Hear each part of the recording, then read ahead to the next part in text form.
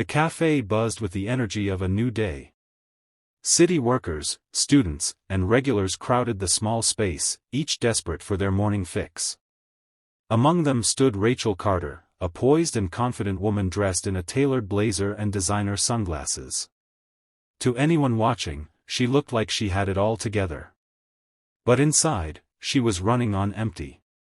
When she finally reached the front of the line, she slid her corporate card across the counter with a practiced ease.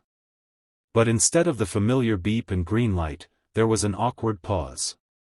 The cashier glanced at the screen. "Sorry, ma'am. It didn't go through." Rachel furrowed her brow, confused. She tried again. Declined. Again. The people behind her began to shift uncomfortably. The cashier's expression stayed polite, but the meaning was clear: "Please step aside." Rachel's cheeks flushed. She leaned in, lowering her voice. It should have worked. The moment, though brief, felt like an eternity. She wasn't used to this kind of public stumble. Just then, a voice behind her broke the tension. "Let me get that for you." She turned to see a man, simple jeans, slightly worn jacket, kind eyes. A young girl clung to his hand, looking up with curiosity. Rachel blinked, stunned. She didn't know what to say. But the stranger had already stepped forward, tapping his card and paying without hesitation. "It's just coffee," he said with a small shrug. "No big deal." Rachel took the cup with trembling hands, a quiet thank you escaping her lips. Something about the gesture, so simple yet so selfless, struck her deeply. She had money. She had power. But in that moment, she realized she'd lost touch with something more important: human kindness. Rachel stood near the pickup counter, still gripping the coffee cup like it was something far more valuable. She couldn't stop glancing at the man who'd stepped in so casually, so kindly. He was now crouched next to his daughter, tying her shoelace with practiced care. His jacket was worn, his eyes a little tired, but there was warmth in them, a gentleness that softened the chaos around them. She took a step toward him. "Thank you again. You didn't have to do that." He looked up and smiled. "It's just coffee. No big deal. Pay it forward someday." Rachel hesitated. "Still. I don't usually find myself in situations like that."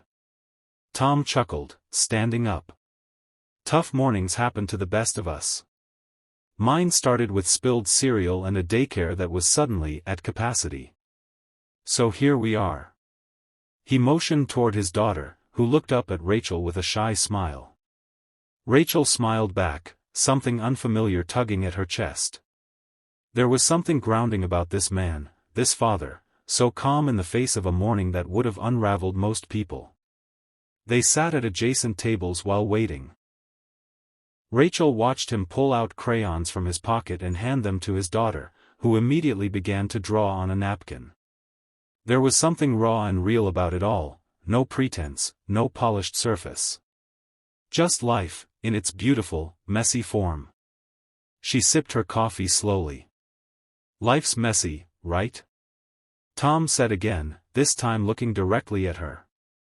Rachel laughed softly, but her gaze drifted. There was a sadness behind it, a flicker of memories she hadn't touched in years. Tom didn't press. He simply nodded, as if he understood more than he let on. And somehow, in that quiet corner of a noisy cafe, an invisible thread of connection was formed. Rachel stood by the window, cradling her coffee as she watched Tom and his daughter disappear into the morning crowd. The little girl skipped beside him, humming, while Tom gently guided her through the bustle. There was something familiar about the sight, something that tugged at the edge of her memory. Then, like sunlight breaking through fog, it hit her. 2 decades ago, she stood on a cracked sidewalk outside a tiny cafe in a forgotten part of town. She was 17, clutching a thin jacket around her newborn son, her stomach empty, her heart heavier than her arms. Her pockets were bare. She had planned to ask for hot water and pretend it was tea, The cashier had already begun to shake their head when a man behind her said, "Add a breakfast sandwich and coffee." For both of them. She remembered the way it felt, to be seen, to not have to beg. That single gesture had planted something inside her, the belief that she could rise. She'd held on to that kindness like a torch, pushing herself through night classes, applying for every unpaid internship she could find, working double shifts to make rent. And now, she was here. The CEO of a company people respected. But somewhere along the way, she'd buried that girl. She'd stopped remembering what it meant to struggle. Until today.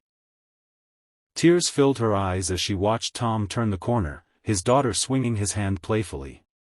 He didn't know what he had done. He didn't know that he'd reopened a door she hadn't walked through in years. Someone once gave her hope. And today, someone gave it back. Back in her sleek, glass-walled office, Rachel stared blankly at the glowing screen in front of her. Charts, emails, deadlines, all blurred into white noise.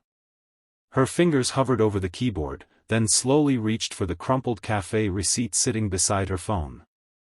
She hadn't thrown it away. She typed the name printed near the payment section, Tom Harris. A few clicks later, a simple profile came up. Warehouse worker. Contract-based. Limited hours. No emergency contacts listed, just a note, primary caregiver to one dependent.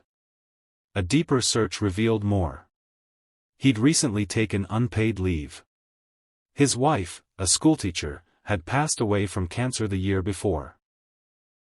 Rachel leaned back, a sharp breath catching in her throat. A man who had every reason to keep to himself had given without hesitation, no agenda, no pride. Just pure human decency. She made a decision. An hour later, her assistant sent an email inviting Tom for a freelance delivery systems audit, something vague but convincing enough to get him in the building. When he arrived, dressed neatly but looking unsure, she rose from her chair. He seemed nervous, clutching a file folder like a shield. "You don't know me, Tom," she began gently, "but you reminded me who I am today." Tom blinked, confused. "Ma'am? I'm not sure I understand." Rachel walked around the desk, offering her hand. "This morning. The café. You bought my coffee." Realization dawned slowly. "That was you?" She nodded, eyes soft. "You helped me, more than you know." Her voice trembled slightly. "And now, I'd like to return the favor." The atmosphere in Rachel's office had shifted. Gone was the cool, corporate distance. In its place was warmth, genuine, human, and real. Tom sat across from her, still visibly unsure, the folder resting forgotten in his lap. Rachel leaned forward, her voice steady but tender. "Tom, I'd like to offer you a position here. Logistics coordinator. Full benefits. Flexible hours so you can be there for your daughter." Tom's eyes widened. He blinked, then shook his head slightly, as if he'd misheard. I don't understand. I'm just a warehouse guy. Why would you do this for me?" Rachel's smile wavered, emotion creeping in. She didn't hide it. "Because a long time ago, when I was completely invisible, someone chose to see me. Not for what I had, but for who I might become." She paused, her voice thick with emotion. "And today, in a crowded cafe, with your daughter by your side and your own troubles probably weighing you down, you saw me. You gave without knowing who I was. You reminded me of the kind of person I used to be. The kind I still want to be." Tom swallowed hard, eyes shining now too. "You really mean this?" She stood and held out her hand. "Absolutely. Let's build something better. Together." He stood slowly and took her hand. A firm shake. A silent bond. Two strangers, once divided by roles and status, now connected by something far more powerful, kindness. A cup of coffee. A small act. A lifetime of impact. Sometimes, the ones who give the most, are the ones who have the least. And those moments? They change lives forever. As they stood there, smiling through shared tears, a new chapter began, written not in resumes or titles, but in heart. In a world that often rushes past quiet acts of kindness, this story reminds us that the smallest gestures can ripple into life-altering change. What began as a declined coffee payment became a powerful reminder that behind every face is a story, behind every act is a chance to connect. Rachel Carter, a successful CEO, rediscovered her humanity not through a boardroom decision or a $1 million deal, but through the compassion of a tired single father who had every reason to turn inward, yet chose to reach out. Tom Harris didn't know who she was.